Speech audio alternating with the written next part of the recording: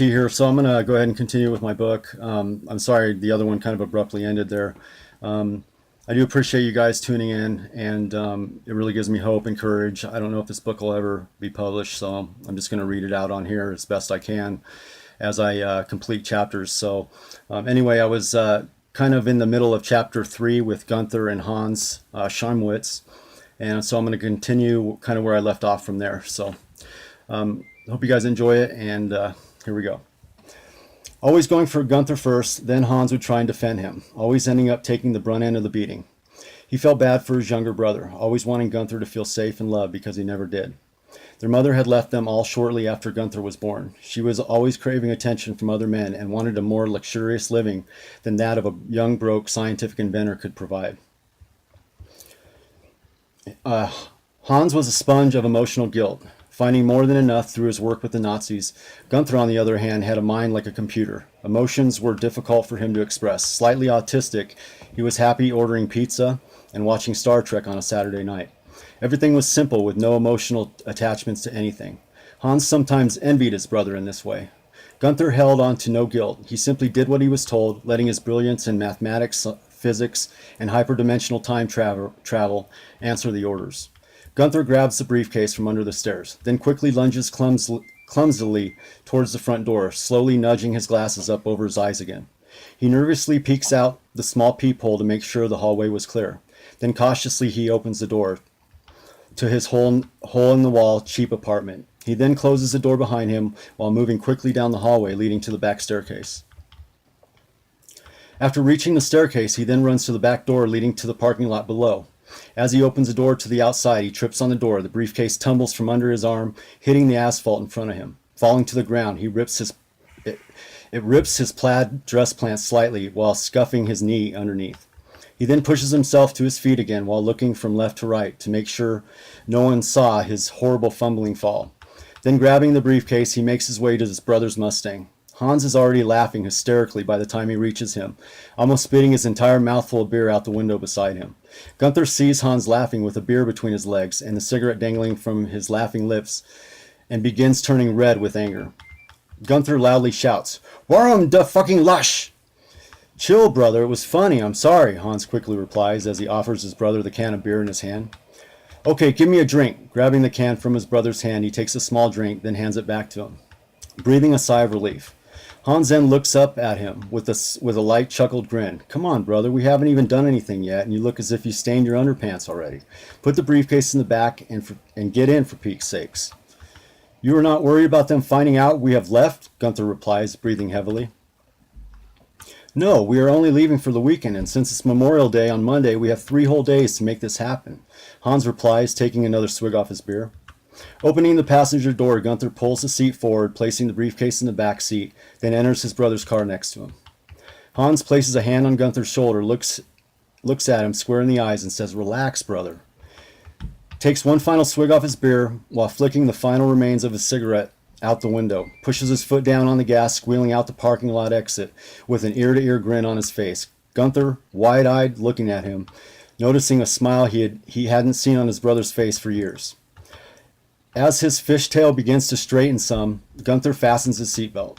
Noticing Hans' smile, he says, "If the CIA find out we have defected our post, you won't be smiling big like that no more," his broken English trembling from his nervous lips, making Hans burst out in laughter once again. "You're probably right, brother. Wouldn't have any teeth left to smile with," Hans replies while pulling another Newport from his pack in the console next to him.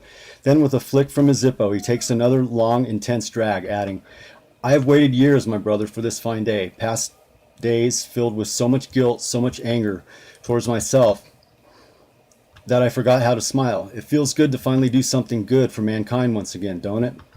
Gunther then takes a moment. He smiles back. "Yes, I see what you mean.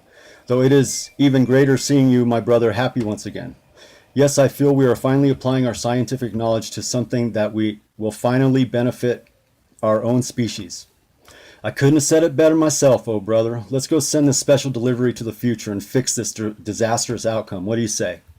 Gunther smiles again, nodding with acceptance. The red Mustang makes the next left onto I-70, as does a gold Lincoln Town car a few cars back.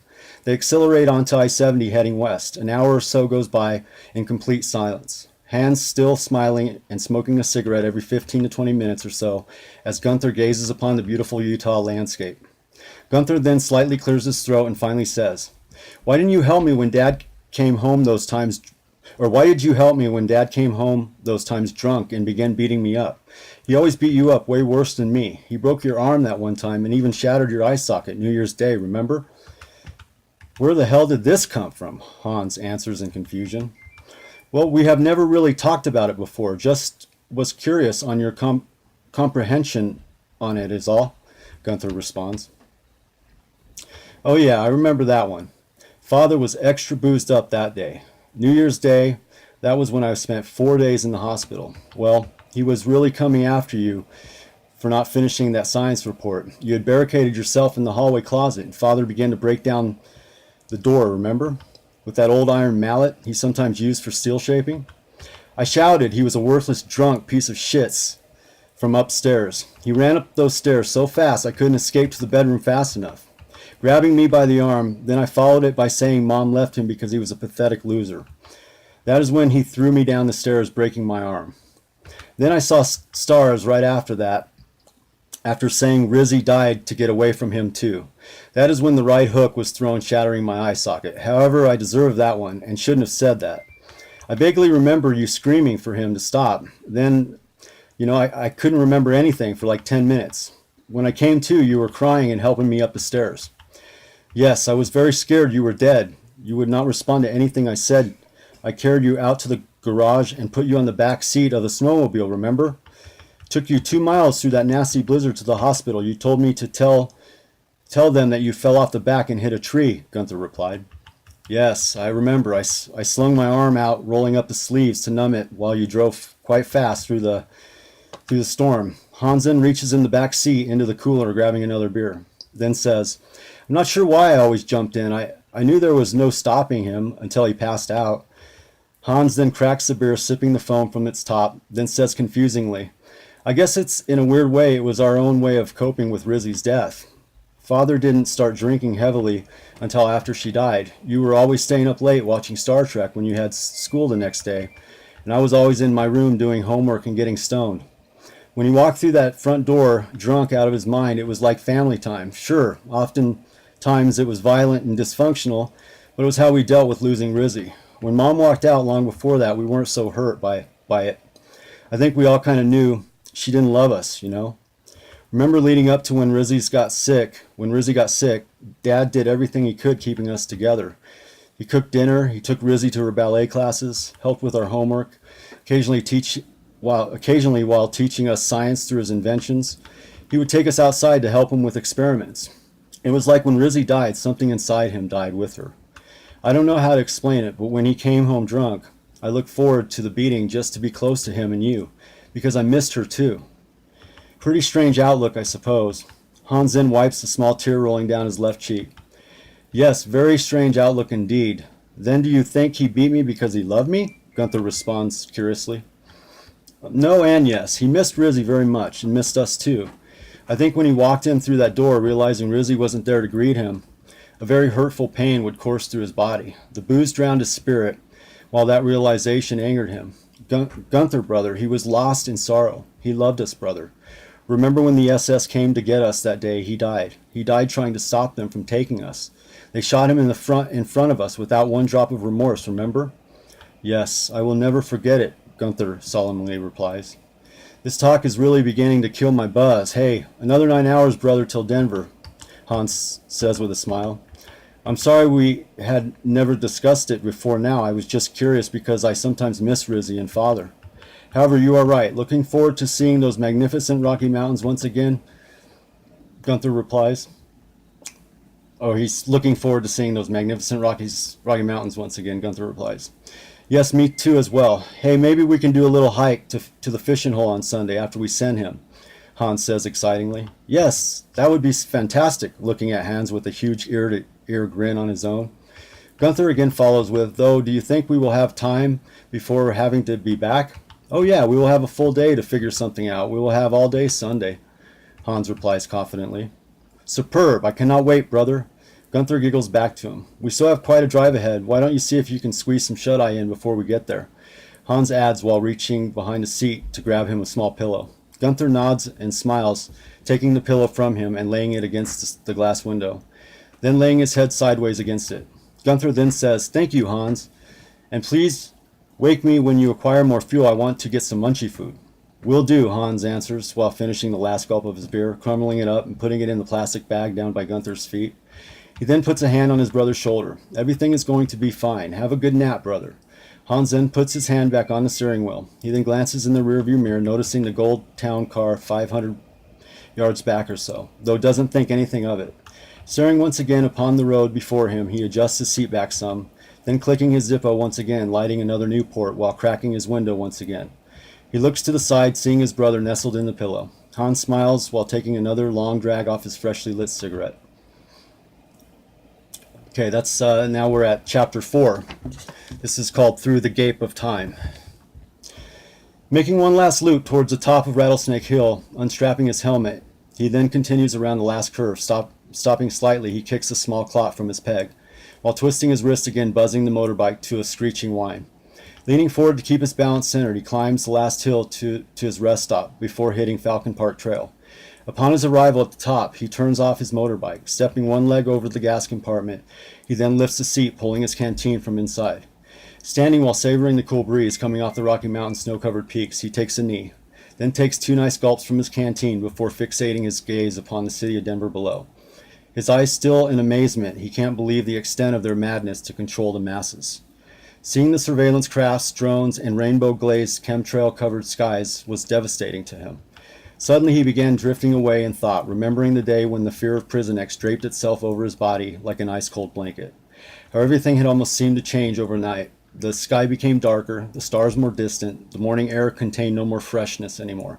No dew, no more clear, transparent, seasoned aroma. It smelled like the day before and the day before that. Clouds were not clouds like most people remembered before. No, these clouds were manufactured for us. Yes, that's right, for you. Just another layer of barium aluminum oxide encoded swarm of nanobots to keep us all sleeping and not thinking outside of the grid. The wave-arrowed patterns with the slight reflecting blue are how we are starting to remember the clouds these days. Each day that passes, more memories seem to become a distant glance. Lucifer and his minions were beginning to do what we all thought to be impossible, by creating the first Prisonix our planet has ever seen. Artificial intelligent clones, AICs, were their boots on the ground, able and always ready to round up any awakened or targeted individuals that may be spotted by their advanced telepathy neurosense technology. Yes, oh, you didn't know, they can read our thought patterns.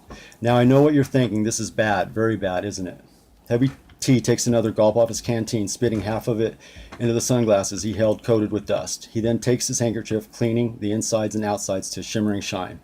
Then putting the shades on over his eyes, he ties his handkerchief again tightly around his nose and mouth. Taking one last gaze over the city of Denver below, counting slowly to himself the surveillance crafts, he then puts his canteen back under his seat.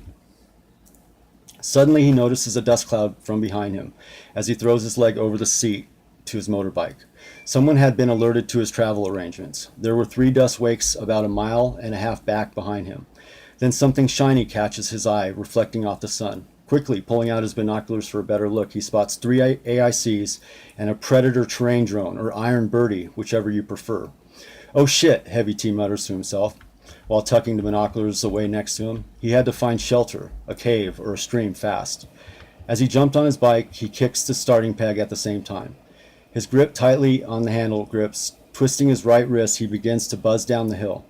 He knew a place he could lose them, called Whale Rock. It was close to where his parents once lived. It was a huge red sandstone rock formation that resembled the shape of a huge sperm whale, filled with caverns and crevices that could easily defend against the signals of the terrain drone. He knew once inside he could wrap himself up and hide there. Quickly he descends down the hill and over a gully. He then spots 2 prairie rattlers up ahead. Applying his brakes swiftly, he skids to a halt. One was nestled all coiled up on a slab of limestone, and the other, about 4 feet away, had just begun its nightly food search. Grabbing the first stick he could find, one lay next to a yucca plant that looked as if some hikers may have used it in order to better hike the trail. Drawing attention first to the coiled one, he begins poking at it slightly. He then stirs him around like a carousel in order to straighten him some into moving. Then lifting him gently, he places him on the trail. Swiftly, he then lunges for the other snake as it almost slithers under a large rock. Pinning it 2 inches or so below its head to the ground, he then grabs it just below. Appearing to be 6 or 7 inches longer than the first, he places it on the trail next to the first one. Pulling his other red handkerchief from his pouch, he quickly ties it to the end of the stick and begins poking at them from above the trail to again coil them up in their defensive striking posture, while agitating them greatly in the process. After firing them up with rattling anger for 30 seconds or so, he then takes his handkerchief off the tip of his stick and throws it in between them. Jumping on his bike again without hesitation, he continues down again, gunning the throttle to an easy 40 to 45 miles per hour, rocketing over a 4-foot cliff, then heading up Rabbit Ear Pass towards Whale Rock. Upon his arrival at Whale Rock, he jumps off his bike, then rolls the motorbike 10 feet or so off the trail into some blackberry bushes. He then sets it upon its side. Frantically, he begins breaking twigs and branches, laying them over his bike until it's concealed entirely. Grabbing his pack and canteen, he heads to the crevice's opening. Warily looking down after reaching the opening, he tries to remember the footholds and handholds down in order to make it down safely. Suddenly, he hears the motorbikes approaching the top of Rattlesnake Hill. Heavy T quickly crouches down, pulling his binoculars from his pack, and begins retracing the trail up in order to see the red handkerchief he threw down. He could just see it, just barely visible through a small shrub. He then crosses his fingers. The drone is the first to spot the red handkerchief as the 3 AICs approach. Slowing down cautiously to what the drone had found, 2 of the AICs are dressed like ranchers, and the other is dressed like a controller, wearing the usual red and black sweats. The 2 rancher-dressed AICs arrive at the handkerchief first, unscathed somehow, passing by the rattlesnakes without injury. One of the AICs then yells and waves his arm towards the controller 15 feet behind or so, almost to say that, hey, we found something. The controller cautiously gets off his motorbike 10 feet or so behind the others. After slowly throwing one leg over the seat in order to get off his bike, he jumps awkwardly in the air. Heavy T's deadly rattling little friends seem to have found someone to unleash all their anger upon. The other 2 then quickly begin jogging towards him. The controller, looking down painfully, jumps again, though this time he misses a step. Slipping, he falls directly on his ass. The snake then sinks its poisonous fangs into his face this time. The controller, then clasping his jaw, screams out in agonizing pain. The 2 other AICs frantically comb the ground for anything to kill or relocate the snake, a rock, a stick, or anything to stop it from bringing more havoc upon their controlling friend. Still cupping his jaw with his right hand, the controller begins kicking his legs violently.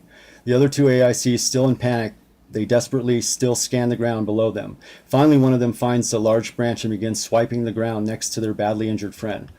Heavy T lets out a chuckle and follows with, "That's right, get him, bite him," thinking to himself of how it kind of reminded him of the Three Stooges, and what a great episode this one would have made. They finally free the controller from his horrifying encounter. Still clasping his jaw in agonizing pain, the other 2 AICs put him on the back of one of their motorbikes. Leaving his bike behind, they turn the other 2 around and begin making their way back the way they came, hoping to bring him to the nearest hospital, Heavy T supposed. The drone, still puzzled and confused, follows behind them slowly. Heavy T chuckles again and says, "That's what you get parading out here in Mother Nature where you don't belong, scumbags," then nods his head side to side. He then looks down the crevice entrance to Whale Rock one last time, as he stands up, putting his binoculars in his pack once again, pondering the thought of whether he would have remembered the way down or not, thanking God that today he needed not to be tested to know. He then walked to where his bike had been covered. He takes off the twigs and branches and debris that covered it, shaking the fallen debris from his seat and handlebars, then getting on his bike and thinking aloud. One more loop around Rabbit Ear Pass and a twist through Cedar Falls is all that stood ahead before finally reaching the bottom of Falcon Park Trail. He stomped down on a starting peg and off he went. His arrival at the bottom of Falcon Park, just off the small town of Morrison, was cold and windy. Heavy T stopped briefly at the bottom of the Falcon Park Trail. He jumps off the motorbike, lifting the seat once again in the process to get another quick gulp of water. Lifting the canteen over his head, he pours a little over his brown face. Using his shirt, he then lifts it up to dry his face and the rest of himself off. He then mutters to himself, "Here goes nothing." The motorbike still idling, he throws his leg over the seat and away he went. Starting the final ascension up to meet his time-traveling guests, he buzzes up Falcon Park Trail. Falcon Park Trail was more of a hiking path than a motorbike trail. Pretty much z'd its way up the mountain in novice fashion. To an experienced rider like Heavy T, it was like riding a big wheel across the backyard after it was aerated. Reaching the top in 17 minutes flat, his watch read 4:20 p.m. The man who dared was expected to fold at 4:30 p.m. Heavy T had about 10 minutes before seeing one of his most fascinating events he could ever witness. He gets off his bike, kicking the kickstand. He then begins to grab one of the protein bars packed in his pack. Unwrapping it, he then chews it slowly, ever so often glancing at his watch. 4:30 p.m. came and went with no sign of fireworks in regards to the man who dared's expected appearance. Heavy T began to nibble on some trail mix, nervously still awaiting. Impatiently he says, "Where the hell is he?" to himself. Heavy T had been waiting for many things. He waited on living a happy and beautiful life once again. He waited for sanity to drown the madness of this Prisonix realm. He waited for his Savior to descend from the heavens with an army of archangels to clean the negativity and fallen angels from this earth. This moment, however, he waited on the man who dared. The Colorado foothills pushed the cold Rocky Mountain winds across the buffalo grass every 15 to 20 seconds or so on top of Mount Falcon's grassy meadow, making spiraling patterns through the dense green, shiny blades, as if invisible fingers were combing through them, trying to bring messages from beyond. It was now 4:44 and still no sign of the man who dared. Heavy T began to worry that something terrible had happened. The sun was just beginning to fade over the first peak, making the wind colder than the last with each chilling new gust. Then it happened. A loud booming pop sprang Heavy T to attention like a new cadet in boot camp, taking the drill instructor's command. A rip was now noticeable about 5 feet off the ground just outside the awning-covered picnic table on top of Mount Falcon Park. Then a violent colored spiral sphere shot like a bullet through the sky, boosting its way towards the dimensional terror. It was about 4 feet in diameter and seemed to cut through the air like a hole saw through the air, leaving no material behind its entry. Heavy T then watched as a blue sphere emanated from the tier that was so bright he had to squint while occasionally turning his head to quick half-second jerks as it slowly pushed through the gape. He could now see a shadow of a man next to the white glowing orb of energy, beginning small but getting bigger and bigger. As the orb got bigger, the shadow of the man got smaller and smaller, followed by a crack like a bolt of lightning and another loud pop as the tear then closed, leaving behind a 6'2" man naked with no clothes, curled up in a fetal position. Heavy T wasted no time reaching into his pack, his hands shaking slightly from the display he just witnessed. Grabbing the garment Spectra gave him upon the man who dared's arrival, the man who dared's hands were quivering severely. He then stretches his arms out, clutching at the air like a tiger awakening from an afternoon nap. His feet were completely locked in position as if he were trying to force his heels through some invisible wall. Then a gasping "Arrgh!" rings out from his tense chapped lips. Frightening Heavy T slightly, the man who dared then rolls over to all fours. Heavy T then tosses his garments in front of him while turning his back towards him in order to respect his privacy. The man who dared then glances up, seeing Heavy T with his back towards him. The man who dared fumbles out hoarsely. "That was one intense ride," while still regaining his senses. Heavy T replies, "Welcome to the year 2021. "You must be Heavy T," the man who dared asks. "That's what they refer to me as in the grid," Heavy T answers while taking a second full canteen from under his seat. He then rolls it to the man who dared. "Get changed and gulp some of that water down. I'm going to take a quick peek around and make sure no AICs or nosy humanobots saw or heard this unexplainable event." The man who dared replies with a nod. "Sounds good. I sure am thirsty." Slipping the Colorado University sweatshirt Heavy T gave him over his head and then gently sliding his arm through the sleeve, Heavy T walks to the edge of the peak, facing east, and pulls his binoculars from his pack. He begins scanning the mountainside. Seeing nothing harmful, he soon spots 2 mule deer in the distance, a cow and a fawn, not looking disturbed or of anything abnormal. He puts his binoculars away, walking back to the man who dared. He finishes getting dressed. The man who dared swigs the water Heavy T had given him while stretching his legs as he pushes against the picnic table. Upon returning, Heavy T shakes out his dust mask and begins cleaning his glasses once again, then says, "I bet you're hungry." "Yes, very much so. Starving, in fact," the man who dared replies. "I figured you would be. I was told you couldn't eat for 3 days before making the fold here. Therefore, I brought you a couple of protein bars and some trail mix for the descent back down. Figured we could grab some burgers to go in Morrison and eat by the river while filling you in some." "Sounds great," the man who dared replies with a smile. "Catch." Heavy T tosses the protein bars towards him. "Let's get a move on. Jump on back. You're in for a treat. Make sure you hold on tight around my waist. It's a pretty novice ride back down, but I intend on getting down fast. It's starting to get colder, and in another hour when that sun falls beyond those peaks, the temperature will drop another 20 degrees for sure." The man who dared chuckles. "You sure this is safe?" He then jumps on the back behind him, firmly wrapping his arms around his waist. Nothing is safe here, but this is as safe as you can get for now. Heavy T then kicks it buzzing again as they descend back down the mountain. Heavy T felt great right now. His day had gone very well. Nobody was hurt, tortured, or killed. However, something had troubled him greatly last week. In Prisonix, as a targeted individual, it was not living, but surviving. Sometimes counting the days, sometimes hours, till your final cold death in this false reality prison realm. Never knowing when your last day was finally here. For those that had been through the program for many years, they did not fear the Reaper's scathe anymore, but looked forward to his dark, black embrace. Tortured to such extreme levels, laughter of madness echoing through the walls of your mind, death was the escape from it all. This prison matrix controlled every aspect of your life, always formulating disastrous results in order to crush every hope and dream a targeted individual may have. After a while, it becomes exhausting. Death was that definite way out, but it also came with a price. Once dead, the soul would then begin here again, reincarnating here as a baby once again.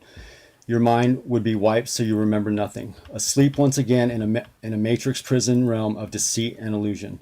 The fallen angels saw to it that even death was no escape from this false reality, though Heavy T got scared for the first time in a long time.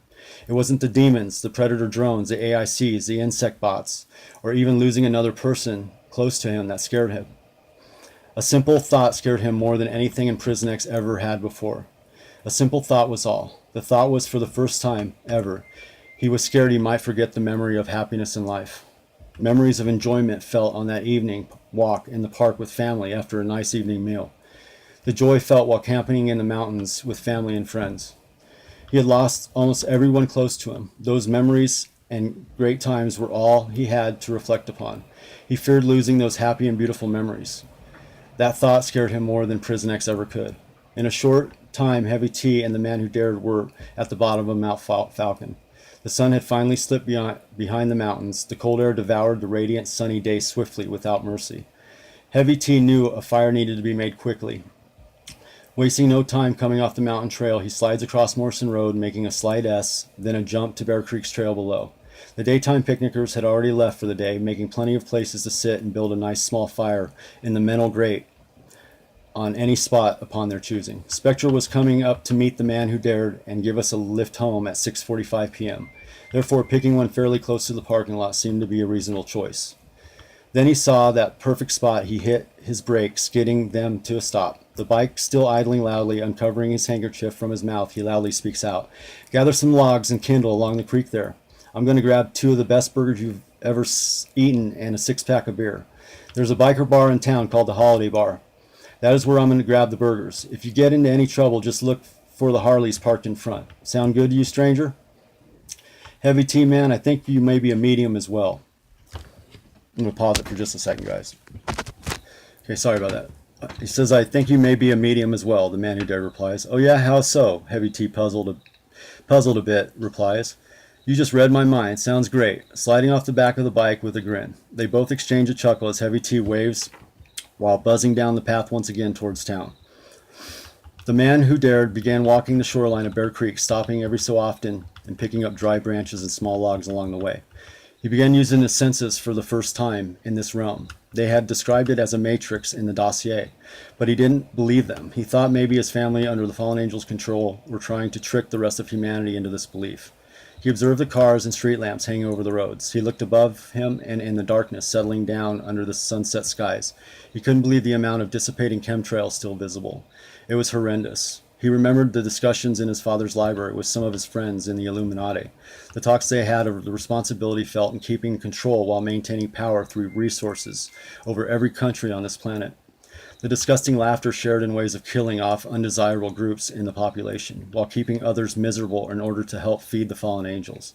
Human beings were like cattle to them. They found ways to divide them from one another by creating groups through religions, sexes, politics, and races, using these false programming agendas to separate groups and manipulate them against one another in order to control them more effectively or more efficiently. After filling his arms with small logs and dry branches, he headed back, dropping them in the fire pit. He began to breathe the air and smell it. The Rocky Mountain fresh air he remembered his parents. Remembered when he was young with his parents, when they had taken him camping while younger, it was different. It wasn't the same. Something was off, but he couldn't figure out what exactly it was. After collecting another armful of logs around the creek shore, he again headed back. Heavy T soon reached a holiday bar in the small town Morrison. Driving his bike around to the back parking lot, he then lifts the seat off his motorbike to pull out the chain and padlock. Then tying it to the old fire hydrant like he had done hundreds of times before, Heavy T had always been kind of a regular to this establishment, playing many free poker tournaments over the last 10 years. The bartenders and waitresses referred to him as T. After chaining his motorbike securely to the hydrant, he then opens the back door, walking directly to the front of the bar. Linda was tending the bar this evening.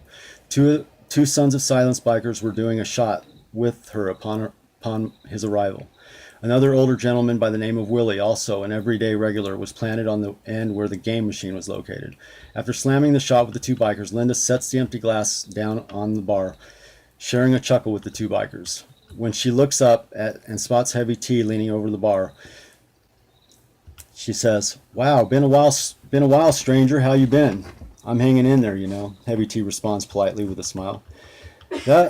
"What'll it be, darling?" she replies, smiling back with a wink. "Can I please get 2 of those double cheeseburgers with french fries to go?" Heavy T asks loudly, as the Reaper by Blue Oyster Cult begins thundering from the jukebox 10 feet away. Linda then waves the usual 5 fingers up to him, indicating it would be 5 minutes or so. Heavy T nods with a wink back as he heads out of the front door to grab a 6-pack 2 storefronts down at the Morrison Liquor. After grabbing a 6-pack of Coors Light, he then heads back to the holiday bar to pick up the burgers from Linda. The burgers were bagged and ready to go. After paying Linda and saying goodbye, he nods, acknowledging the 2 brothers of Sons of Silence. Heavy T had never owned a Harley and was never part of a biker's club. However, he respected them, and they respected him in return. Many of the bikers affiliated with the club had been set up, made deals, and coerced into becoming another arm of this already grown monster. Quite a few of them already dabbled in the occult's darker energies and gave themselves to the beasts with little resistance. There were others who would not, and it began to cause divisions amongst the clubs. Heavy T had always made small talk and was friendly to everyone who he came in contact with. He became friends with many of the evening happy hour regulars and even saved a Sons of Silence biker one time from being knifed by some out-of-town lowlife, putting the guy's arm in an arm bar, making him drop the knife to the ground. Therefore, when the targeting sentence was handed out, the bikers left him alone. He never asked why and never needed to. It was their way of saying, "We respect who you are and what you stand for." Upon his arrival back, he was very surprised to see a fire already going, and very well done. Heavy T looks towards the man who dared, who was sitting on one of the bench logs with his legs stretched towards the fire, and says, "How did you light it?" "Oh, some old guy came by walking his dog, and I asked him for a light," he replies while gazing up to the sky. "That's cool. You need to be careful who you talk to here until we get you prepared for what is happening. Now are you ready for the best cheeseburger in town?" "You better believe it," the man who dared replies. Heavy T gives him a smile while kicking down the kickstand on his bike while unwrapping his handkerchief from his face. Heavy T then tosses the man who dares his sack. The man who dared opens the bag quickly and begins sinking his teeth into the burger from inside. Heavy T takes a seat on the log across from him, opening his bag with a little less enthusiasm than his starving guest. He begins to eat while gazing into the fire before him. After consuming about half his burger, Heavy T rings out, "Shit, I almost forgot." He then opens his seat hatch and grabs the 6-pack of beer from under his seat, handing one to the man who dared. He then grabs another one, opening it and taking a long-deserved drink. The man who dared does the same, looking at Heavy T. He sees a stern and serious look on his face. Heavy T takes another long drink and finishes the first beer. Then, still gazing into the fire, he cracks another one. Heavy T then clears his throat slightly and says, "Spectre indicated to me that a dossier on him, me, Reagan, and Blister were delivered to you about 6 months ago, prior to today's fold. Did you get the opportunity to familiarize yourself with our history, beliefs, character, and abilities in this realm?" "Yes, I did," the man who dared replies. Heavy T continues, "Those dossiers also contain each of our entire life stories, who we are, what we stand for, how the alliance was formed, the people we have lost along the way. Yes, I have looked over the information in the dossiers not once, not twice, but 3 times, in order to better understand not just who you all are, but to better understand the circumstances involved. I wanted to familiarize myself more into what my family and others in the Illuminati are responsible for. I also understand my role in helping to turn this all around. why I'm here, and what I must do, the man who dared answered swiftly. Very good, and we greatly appreciate your bravery in coming here. Now, I know you have many questions, however, I think it's best just let me start in describing the timelines and events that help construct this simulated false reality matrix realm called Prisonix. Hopefully in doing so, it may answer many questions that you currently have now. And then I go to this is chapter 5, this is Prisonix. It's called Prisonix. Prisonix is many things to different people. To 85% of the population still dreaming and not even aware of that it exists, it is life as usual. To the awakened and the targeted individuals, it is a pair of red eyes at the back of the dark cave. The next crashing wave slamming down over the surfer drowning in the ocean's blue darkness. The blood-curdling screams of the tortured children in the underground bases. Prisonix is the beast from Revelations in the Bible and was designed with one purpose in mind, to destroy humanity and enslave the weak ones who take its mark of chaotic darkness forever. To the puppets already being controlled, well, most all have accepted the beast's New World Order agenda and now shower in its blood. Prisonix is a state-of-the-art new virtual replica of the old Earth, though with many new features and controls implemented not just to its creation, but to maintaining its global dominance and control in this realm. Prisonix has been well fine-tuned, you see, to near perfection. It simultaneously knows everything an individual does, says, sees, reads, hears, buys, thinks, and even feels on the grid. These aren't just targeted individuals like me now. I'm talking about every human being now.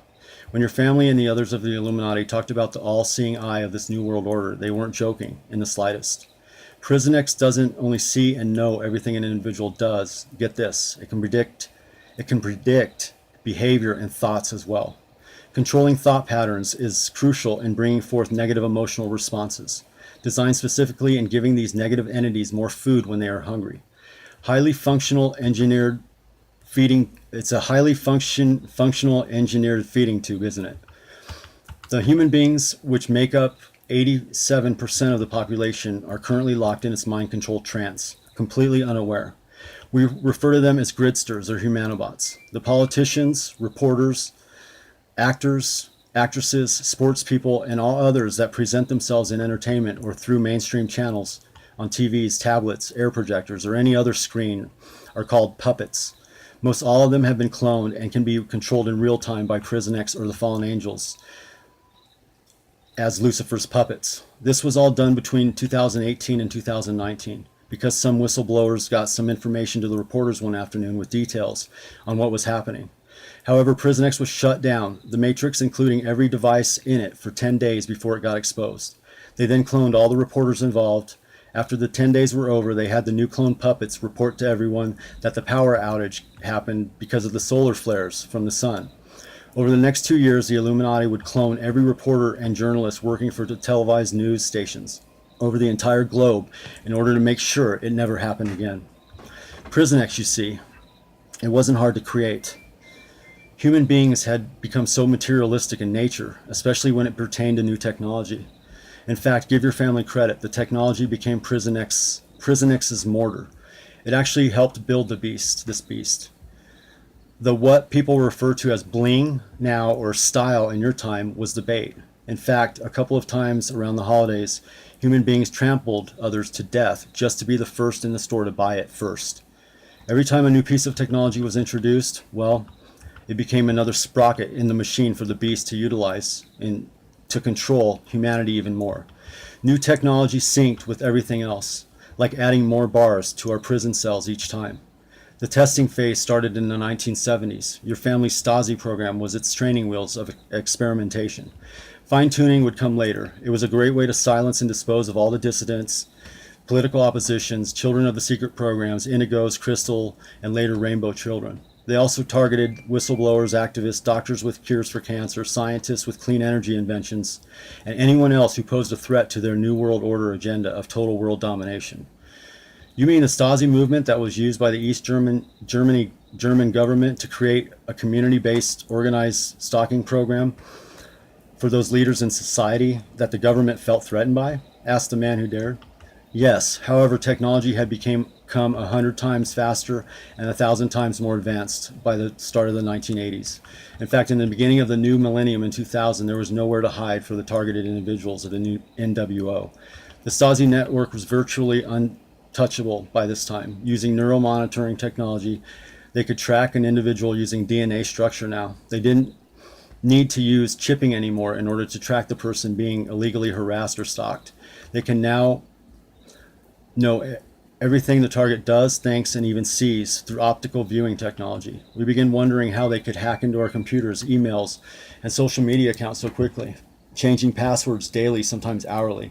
It was because they could see through our eyes when we typed our passwords in. Everything was virtually invisible to anyone looking in, making it virtually impossible for a person under its ominous web to seek any help. Judges, district attorneys, senators, Congress, and any institution that had integrity for the Constitution of the United States would penalize targets under this program umbrella to the stiffest penalties of the law, then let child molesters, rapists, and drug dealers get away almost unscathed by the system because they were being brought into the system as foot soldiers to assist in the takedown program of this agenda. Governments began to work with the underworld in order to accomplish their objective in bringing to power the New World Order under Lucifer's wing. Most of the politicians, officials, statesmen, and senators were into pedophilia and drugs and many other dark paths. Those that weren't were threatened, blackmailed, set up, or taken down through any illegal means necessary to silence them into submission, or they simply just would look the other way so they didn't get sought out. This new program didn't only use community gang stalking, blacklisting, and daily harassment from the secret societies involved. No, it was extreme now, taking it to a staggering and unfathomable new level. They now use community organized stalking, electronic harassment, directed energy weapons, V2K, voice-to-skull technology, acoustic psychotronic weapons, complete blacklisting of employment, and 24/7 neuromonitoring technology to track every move the target makes. Since 9/11, for which I believe was included in your briefing through the dossier, all the gloves were off. It was the green light and beginning stage of the depopulation phase to take out 85% of the world's population described under Agenda 21. If you believed our government orchestrated the 9/11 attacks themselves in order to implement the Patriot Act to take away our constitutional rights, while starting wars in the Middle East to take their precious resources, you were considered a terrorist and now an enemy of the state to be targeted by the global terrorist group carried out by our own governments. There is no trial, no innocence until proven guilty, and no way out once you're targeted. If you were able to capture evidence of them using this takedown program against you, the State Department's attorney would just say they can't comment because it has to do with national security and the case would be dropped. They didn't have to say why they were being attacked, though anyone who was awake, helped shed light on what was happening, or felt threatened, the NWO agenda was immediately made a target by the threatened by the NWO. They were immediately made a target. Some of the TI's last stands lashing out against those they felt responsible for their torture through this program were used to implement stiffer gun laws by political puppets, using the media as a means to usher to their self-imposed red meat. After the implementation of martial law on September 29, 2017, the TIs were no longer being hunted under that old Nazi Stasi invisible method anymore. No, those invisible techniques designed for the torture and silent kill, making the target commit suicide to escape the continuous torture, getting them committed to a mental hospital, or set up placing them in a prison to die there.